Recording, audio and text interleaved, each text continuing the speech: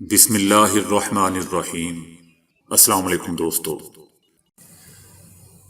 امریکہ نے ویکسین لگوانے والے شہریوں کے لیے ماسک کی پابندی ختم کرنے کا اعلان کر دیا ہے۔ امریکی سینٹر فار ڈیزیز کنٹرول کی جانب سے جاری ہدایات کے مطابق کورونا ویکسین لگوانے والوں کے لیے انڈور آؤٹ ڈور سرگرمیوں میں ماسک پہننا یا فاصلہ رکھنا لازمی نہیں، تاہم جہاز، بس، ریل کے سفر اور ایئرپورٹ بس اسٹیشن پر ماسک لگایا جا سکتا ہے۔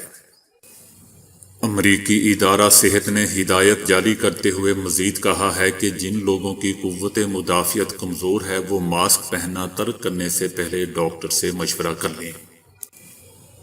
اس کے علاوہ بیرون ملک سے امریکہ جانے والوں کے لیے ماسک کی پابندی برقرار ہے۔ ان افراد کے لیے 3 دن کے اندر ٹیسٹ کروانے یا پچھلے 3 ماہ کے دوران کورونا سے صحت یاب ہونے کی دستاویزات دکھانے کی شرط رکھی گئی ہے۔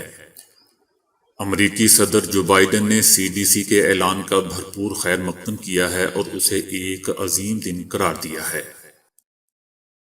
تو دوستو، ابھی کے لیے اتنا ہی۔ ویڈیو کو لائک اور شیئر کرنے کا بہت بہت شکریہ۔